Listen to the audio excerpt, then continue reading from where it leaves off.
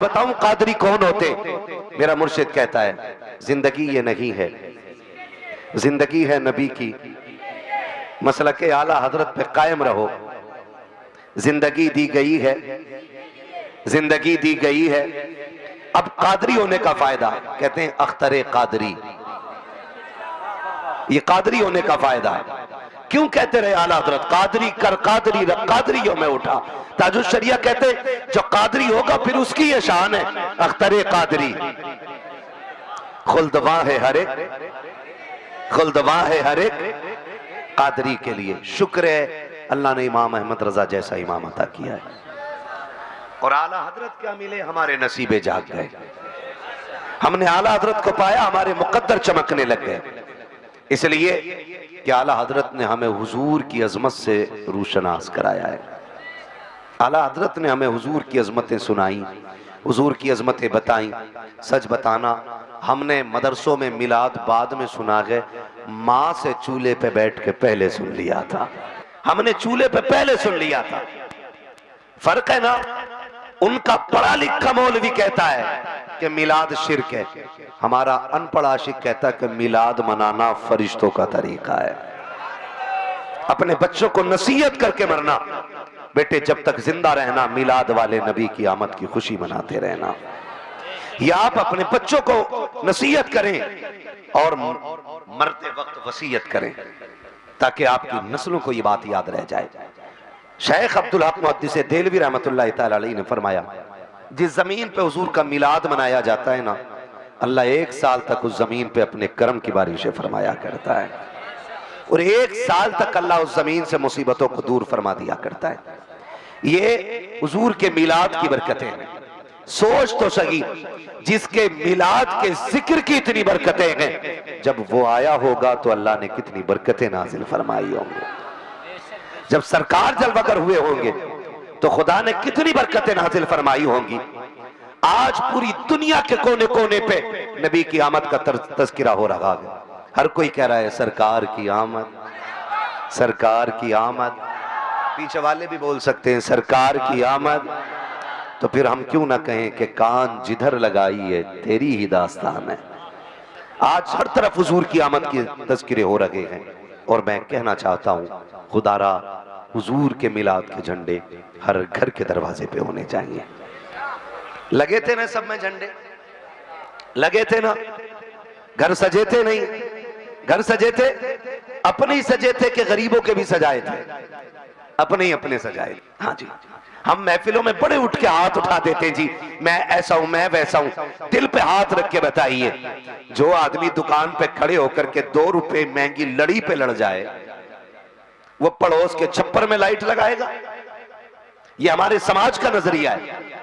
मैं ये कहता हूं कि असल मिलाद ये है कि जहां आप अपने घर को सजाएं, ख्याल रखें कि आपके पड़ोस में अंधेरा न रह जाए। ये मिलाद का मतलब है, आपके पड़ोस में अंधेरा ना रह जाए।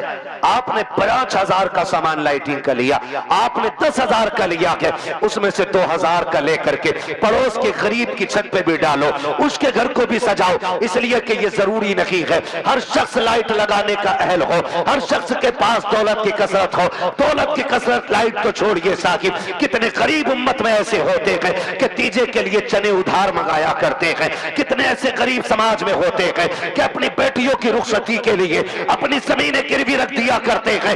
हर एक का हाल अच्छा नहीं होता है। आपसे कहना चाहता हूं, अगर 12वीं की सजावट का मौका आए तो सिर्फ अपने लिए लाइट ना लेना, जितने का सामान अपने के लिए लेना, आप उसका 10% किसी गरीब के आंगन के लिए ले लेना। कहीं ऐसा ना हो कि तेरा घर सजा हो, पड़ोस के गरीब के घर में अंधेरा हो। अगर उसके बच्चों ने बाप की कलाई पकड़ के पूछा, अब्बा बता तो सकी क्या रसूल हमारा नहीं है, क्या नबी हमारा नहीं है, क्या हम 12वीं वाले नहीं है? बाप कहेगा है तो सकी, का बेटे बता तो सकी ये बात किस लिए कही है? का बाजी फिर हमारा घर क्यों नहीं सजा है? अगर बेटे के इस सवाल पे बाप की गर्दन झुक गई तो हो सकता है तेरी सजावट की नेकियां तेरे मुंह पे मार दी जाए। इसलिए मैं ये कहना चाहता हूं, जहां अपना घर सजाओ वहां गरीब का भी सजा लेना। ये हो सकता है तेरे घर की रोशनी रोशनी से शायद के खुदा इतना राजी ना हो जितना गरीब के छप्पर की सजावट से खुदा राजी हो जाए। सुभान अल्लाह, सुभान अल्लाह। चलिए मेरे अजीज, 12वीं आए ना और चल रही है, फिर से आए तो सिर्फ अपना नहीं सजाना है, पड़ोस के गरीब का भी ख्याल रखना है। और ये सबक मेरे हुजूर ने सिखाया है। हुजूर ने इंतखाब ही गरीब आंगन का किया है। हाँ जी, है जी, ख्याल रखिएगा। किसी को जलील करके रुसवा करके घर नहीं कब्र भी सजा ले लाइट से, नतीजा कुछ नहीं है। जब तक ये नहीं सजेगा ना ये, तब तक यहां का उजाला यही रह जाएगा। इसके साथ ये भी सजाओ, इसका सजना बड़ा जरूरी है। आज तो घर इसलिए मुकाबले पे सजा रहा है, कह रहा देखा उससे अच्छा है कि नहीं। मोहल्ले में मेरे घर जैसी सजावट नहीं होनी चाहिए। वो भाई, हर जगह जीत जाना काफी नहीं होता, कभी कभी हार जाना भी सब कुछ हुआ करता है। बेशक बेशक, कभी कभी किसी के लिए हार भी जाया करो। हार जाना भी बड़ी बात होती है, हमेशा जीत जाना बड़ी बात नहीं होती है। मेरे नबी ने हजरत अलीमा सादिया की गोद का इंतखाब किया और आए हैं तो आमीना के आंगन का इंतखाब है। और आलम क्या था जानते हो? जब हुजूर जलवागर हो रहे, नबी की अम्मी ने खुद ये बताया कि मेरे घर में अंधेरा था, चराग तो था लेकिन डालने के लिए तेल नहीं था। नहीं था कहने लगी, बेवा थी और फिर मैं तन्हा थी, घर में कोई औरत भी नहीं। मुझे महसूस हुआ कि आज मेरे बच्चे की विलादत होनी है। कहती मुझे आज अपने शोहर की जुदाई का एहसास हुआ। मेरे दिल में ख्याल आया, काश अगर आज मेरे सरताज होते ना तो मेरे घर में अंधेरा नहीं होता, कहीं से तेल का इंतजाम कर लेते और मैं अकेली नहीं होती, मक्के की 2-4 खवातीन मेरे पास होती जो मेरी हिम्मत अफजाई करती। अल्लाह अकबर। मैं बहन बेटियों से कहना चाहता हूँ, खुदारा शोहर की कदर करना। शोहर बाजार में बिकने वाला गुड्डा नहीं है, मंडी में फेंके जाने वाला खिलौना नहीं है जो सुबह उठ करके हाथ उठा के कहती तेरी शक्ल खुदा ना दिखाए। कभी ये बद्दुआ मत देना। जाओ जाके बेटियों को बताओ शोहर कितनी अहम चीज होती है एक औरत की जिंदगी में। हाँ, अगर अल्लाह ने 4 बेटी दे दी है ना, 4 बेटे, तो शोहर की वैल्यू नहीं है फिर औरत की नजर में। कहती मेरा भूरा देख लेगा, सब मेरा कलुआ देख लेगा, मेरा है ना गुड्डू सारा काम करने के लिए। तुम्हें खुदा का वास्ता है अपने बच्चों पे भरोसा करके कभी शोहर की नाकदरी ना करना, शोहर की बेइज्जती ना करना। हमने बड़े बड़े बेटों वाली माओं को गलियों में धक्के खाते देखा है। वो औरतें जो अपने बेटों को शोहर के खिलाफ खड़ा कर देती है, उनसे बड़ा बदनसीब कोई नहीं होता है। मैं तुम्हें खुदा का वास्ता दे के कहता हूँ, ए मेरी कौम की शहजादियों, अपने शोहरों के लिए बद्दुआ न करना, उनके लिए मौत न मांगना। क्या हर घर का ये तमाशा नहीं है? क्या अगर घर की ये कहानी नहीं है? जरा सा अनबन हो जाए, अगर बीवी के पसंद का शोहर जोड़ा ना ला सके, कहती तुमने जिंदगी में दिया क्या है? अगर उनकी पसंद का खाना ना ला सके, कहती जब से तुम्हारे घर में आई हूँ मैंने दुख के सिवा कुछ नहीं देखा है। देख मैं तुझे हाथ जोड़ के बता रहा हूँ, तू किसकी नाशुक्री कर रही है? सोच तो सकी, जब से तू इसकी घर में आई है, इसकी जिंदगी को देख तो सकी। ये सुबह निकल जाता है, शाम तक कभी ठंडा पानी नहीं पीता है। 10 रुपए की ये चाहे तो ठंडे पानी की बोतल खरीद सकता है, ये चाहे तो 20 रुपए का ठंडा पानी खरीद सकता है, लेकिन किसी गड्ढे का पानी पीता है, किसी टंकी का गर्म पानी पीता है और तेरे लिए 20 रुपए बचा देता है ताकि उससे तेरी जरूरतें पूरी कर सके। इसकी तू नाशुक्री कर रही है। जो सुबह से शाम तक मंडी में गालियां खा के आया है, उससे कह रही है तूने मेरे लिए किया क्या है? जिसने सुबह से शाम तक तेरे लिए लोगों की गालियां खाई है, तू उससे कहती है कि तूने मेरे लिए किया क्या है? सुन, खुदा ने तेरे लिए शोहर को इतनी बड़ी दौलत बनाया है। मेरे नबी ने कहा था अगर खुदा के बाद किसी को सजदे की इजाजत होती तो मैं औरतों को हुक्म देता कि वो सबसे पहले अपने शोहर को सजदा करे। एक एक बेटी से कहना चाहता हूं, मेरी बात कान खोल के सुनना। ये बीमारी बड़ी तेजी से फैल रही है। जब बच्चे कमाने लगते हैं ना तो अम्मा बेटों की तरफ सरकने लगती है और बेटों की हिमायती हो जाती है, फिर शोहर की इज्जत कम करती है। मैं तुम्हें एक बात बताऊं, हमेशा याद रखना, हमने उन माओं को देखा जिनको खुदा ने 8 बेटे दिए, लेकिन हाथ में सोने के कंगन तब तक थे जब तक शोहर का साया था। अगर जहन में ये बात है ना कोई बात नहीं, शोहर न्यारा है, कोई बात नहीं है, 4 बेटे लाखों कमा रहे हैं। शोहर की आंखें बंद होने दे। जब ये मार्केट बांटेंगे ना तो उसमें ये तो कहेंगे कि ये दुकान मेरी है, ये हिस्सा मेरा है। लेकिन सुन, जिन बेटों की वजह से तूने शोहर को खोया है ना, वो बेटे तुझे एक बार भी नहीं कहेंगे कि मां मेरी है, एक बार नहीं कहेंगे मां मेरी है। और शोहर की कदर करना, इसलिए कि जब शोहर का साया होता है ना, घर के अंदर 6 बहुएं भी होती है और माँ 70 साल की हो जाए, हर बहू पूछती है माँ तू बता आज क्या बनेगा। अगर बूढ़ी कह देती आज दाल बननी है, किसी बहू में हिम्मत नहीं है कि वो उसकी मर्जी के खिलाफ नमक डाल सके। किसी बहू में ताकत नहीं है जो सास की मर्जी के खिलाफ एक कदम भी आगे बढ़ा सके। तुझे क्या लगता है ये पावर तेरे वजूद की है, ये ताकत तेरे जोड़े की है, ये ताकत तेरे कंगन की है? नहीं, खुदा की कसम, अगर खुदा ने ये रोक दिया है तो तेरे शोहर के वजूद में दिया है। जिस दिन शोहर नहीं होगा, क्योंकि बहुएं तुझे ठोकर मार के साइड कर देंगी। आज तेरी मर्जी से खाना बनता है, कल अगर शोहर नहीं होगा कोई तुझे ताजा रोटी देने नहीं आएगा, कोई तुझसे खाने को नहीं पूछेगा। इसलिए मैं कहता हूं आज कदर कर लो शोहर की। अगर ये चला गया तो दुनिया की खुशियां भी चली जाती हैं, दुनिया की बहारें भी चली जाती हैं। बेशक बेशक, ये ख्याल रखिएगा, 12वीं वाले का वास्ता है। हाँ, हजरत हलीमा सादिया, हजरत सैयदा आमिना कहती हैं आज मुझे एहसास हुआ काश मेरे शौहर होते, क्योंकि नबी के वालिद का तो तब इंतकाल हो गया था ना कि हुजूर अभी दुनिया में आए भी नहीं है, अभी पैदा भी सरकार नहीं हुए और हजरत अब्दुल्ला विसाल फरमा गए।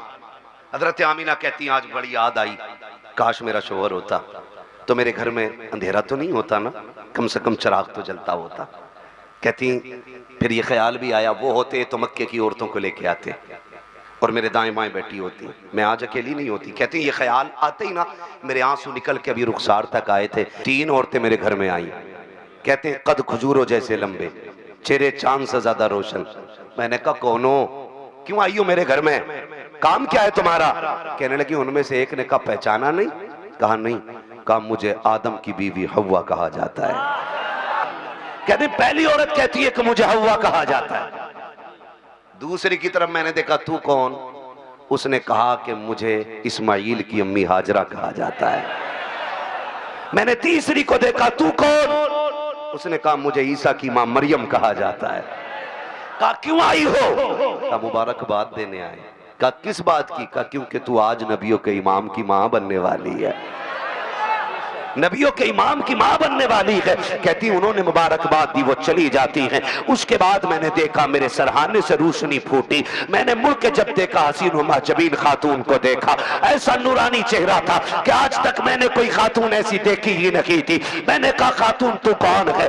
उसने कहा मुझे नहीं पहचानोगी। कहा कैसे पहचानूं, कभी मक्के में देखा जो नहीं है। उस खातून ने कहा मैं मक्के से नहीं, मैं तो जन्नत से आई हूँ। कहा ऐ कौन? कहा जन्नत की हूरों की मलका हूँ। कहा क्यों आई हो? कहा रब ने मुझे तेरी नौकरानी बना के भेज दिया। उसने कहा जन्नत की हूरों की मलका हूं। आज मौलवी को झंडे हजम नहीं होते, आज एक कुमकुमिया हजम नहीं हो रही है मौलवी को। वो देख रब ने विलादत पे जन्नत की हूर उतार दी है, जन्नत की हूर उतारी है।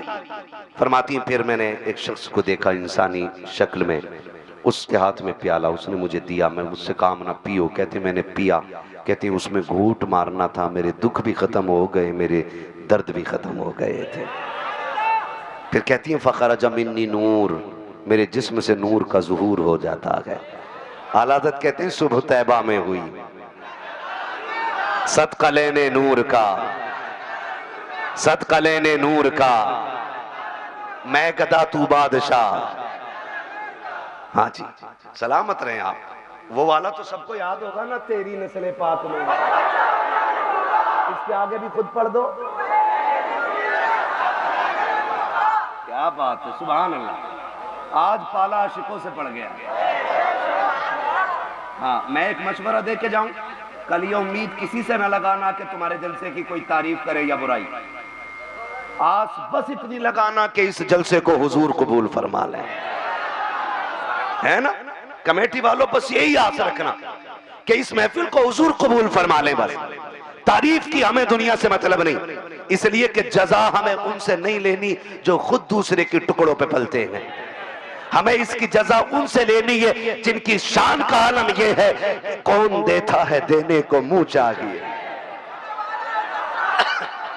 देने वाला है सच्चा, खाते हैं तेरे दर का, पानी है तेरा पानी, दाना है तेरा दाना। हमें भीख उनसे चाहिए, उनसे नहीं जो 5 किलो का कट्टा दे के कहते हैं वोट दे, मैंने 5 किलो राशन दिया था।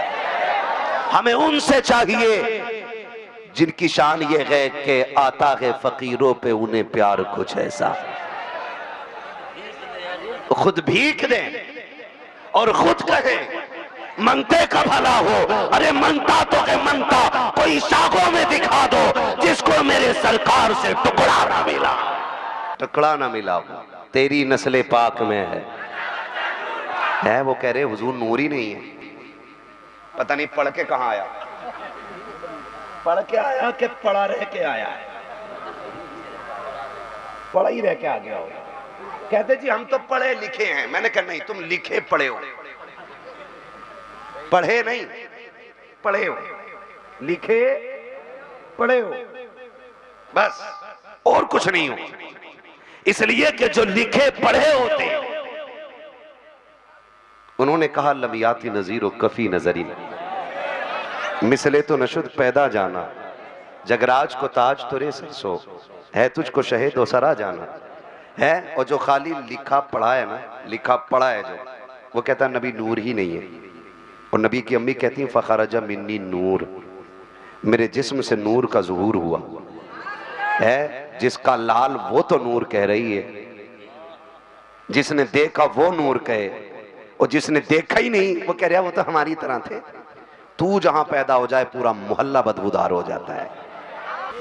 और एक मेरा नबी जलवागर हो रहा है, कह रहे नबी हमारी तरह। नबी की अम्मी कहती हूँ फखरजा मिन्नी नूर, मेरे जिस्म से नूर का ज़ुहूर हुआ। कहती उस नूर की रोशनी में मैंने शाम तक के महल्लात देखे, और कहते ऐसी रोशनी थी कि मैंने झंडों को देखा है, ऐसे झंडे जो मगरिब में भी लहरा रहे थे, मशरिक में भी लहरा रहे थे।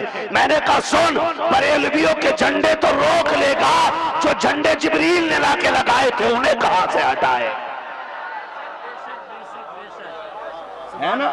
गिराजी बड़े शिनको बिदत हो गई है झंडों में, दुपट्टे कर देते गरीबों के। मैंने कहा मोहताज अम्मा की नलायक औलाद, तू हमें गरीबों की लिस्ट बना के दे। हम सुन्नी बरेली वाले दुपट्टे भी बराबर बांटेंगे, झंडे भी बराबर लगाएंगे। ये तुझसे किसने कह दिया कि हम दुपट्टे काट के झंडे बनाते हैं, या दुपट्टे उतार के झंडे बनाते हैं, या झंडे काट के दुपट्टे बनाते हैं? शुक्र है ना हमारे यहाँ झंडों की कमी है, ना दुपट्टों की कमी है ना। तो अगर कोई ये कहे कि गरीब को दुपट्टा के बता, नाम बता, तेरी माँ पे दुपट्टा है कि नहीं, हम देंगे, लेकिन झंडा नहीं उतारेंगे। झंडा, अच्छा एक बात बता दो, एक सीधी सी बात है, अगर आपके दरवाजे पे झंडा लगा है साइकिल का, कौन सी पार्टी का आदमी होगा? बड़े समझदार लोग हैं ना। अगर पंजा लगा हो तो, हाथी चिपका हो तो, कमल लगा हो तो, बीजेपी, ये झंडे बता देते हैं किस पार्टी का है। मैं कहता हूं मिलादुन नबी का झंडा लगाओ, झंडे बता देंगे कि ये आंगन किसी और का नहीं, मोहम्मद अरबी के मोहब्बत करने वाले का। और जो उलमा सफर करते हैं ना, ये दिल की कैफियत होती है। और आप भी ना मुंबई गुजरात कहीं भी जाते हैं ना, तो जिस गांव की मस्जिद में आपको झंडा लगा नजर आता होगा ना, तो नो डाउट कहते होगे कि ये सुन्नियों की मस्जिद है ना। और याद रखिएगा, सजदों के निशान कितने बड़े बना लो, अगर दरवाजे पे झंडे की अलामत नहीं तो गांव भी कब्रिस्तान लगता है। और कब्रिस्तान में भी नाम का झंडा लगा दो ना, तो वो भी ऐसा लगता है जैसे आज फरिश्तों ने मेला लगा रखा है कि नहीं? तवज्जो है सारे लोगों की। हुजूर जलवा कर हुए, नबी की अम्मी कहती हैं मैंने उस बेटे की नूर में ना, रोशनी में मैंने झंडे देखे। मगरिब में भी, मशरिक में भी। बात तफसील से करूंगा, बड़ा वक्त लगेगा, लेकिन कुछ बताना चाहता हूँ। इधर हुजूर जलवागर हुए, उधर जनाबे अब्दुल मुत्तलिब, मेरे हुजूर के दादा, और अब्बा का नाम क्या हुजूर के? हजरते, और अम्मी का नाम अदब से लो सारे, हजरते आमीना, है ना? हजरते आमीना इतनी अजमत वाली है कि रब ने इन्हें अपना महबूब अता फरमाया है। महबूब अता फरमाया, फरमाती ना हुजूर मेरी गोद में आए। अब देखे, कहती मैंने भी हुजूर का सत्र खुला हुआ नहीं देखा है। कहते इधर हुजूर जलवागर हुए, आसमान से कपड़ा आया मेरे महबूब के बदन पे पड़ गया था। फिर भी कह रहा नबी हमारी तरह। कहते आए और आका ने आते ही सजदे में सर रखा, और अब्दुल मुत्तलिब कहते मैं तो काबे का तवाफ कर रहा था, काबा झुका, उसके ऊपर जो बुत थे ना वो धड़ धड़ गिरे। कहते मैं डर गया, मैंने कहा ये क्यों गिरे, वो क्या हो गया? कहते मैं सोच रहा था, इतने में टूटे बुतों से आवाज आई, वो आ गया कि जो एक खुदा की इबादत कराएगा, एक खुदा की इबादत कराएगा। हजरत अब्दुल मुत्तलिब कहते मैंने देखा काबा किधर झुका है, मैंने देखा मेरे घर की तरफ झुका है। मैंने दौड़े लगा दी है कि मेरे घर के अंदर जो बच्चा आने वाला है उसकी अलग अलग अजमतें नजर आ रही थी। कहीं ऐसा तो नहीं है कि अजमतों वाला बच्चा मेरे घर में जलवागर हो गया है। आप दौड़ करके आए, अपने दरवाजे पे पहुंचे, क्या देखते हैं? एक हसीनो खूबरू नौजवान ने दरवाजा घेर रखा है, हाथ में तलवार लिए खड़ा है। हजरत अब्दुल मुत्तलिब कहते हैं नौजवान हट, मुझे अंदर जाना है। उसने कहा नहीं जा सकते। आपने कहा मेरा घर है, कहा बेशक आपका घर है, लेकिन नहीं जा सकते। कहा मैं काबे का मुतवल्ली हूँ, कहा मैं ये भी जानता हूँ आप काबे के मुतवल्ली हो, कहा फिर भी नहीं जा सकते। कहा क्यों? कि इस घर के अंदर रब का महबूब जलवागर हो गया है। आप कहते हैं जिसे महबूब कहते हो वो मेरा पोता है, कहा बेशक आपका पोता है, लेकिन रब का लाडला पैगंबर है। सुने, रब ने फैसला किया है कि उस लाडले पैगंबर को अर्श वाले पहले देखेंगे, फर्श वाले बाद में देखेंगे। अभी उन्हें देखने के लिए आसमान से फरिश्ते आ रहे हैं, हूरें आ रही हैं। जब वो निबट जाएंगे फिर तुम देखना। अल्लाह अकबर, ये अजमत है। इधर हुजूर जलवागर हो रहे हैं। मेरा इमाम क्या कह रहा है? जिनके सजदे को महराबे, जिनके सजदे को महराबे, जिनके सजदे को महराबे, उन भवों की लताफत पे, उन भवों की लताफत पे लाखों सलामी।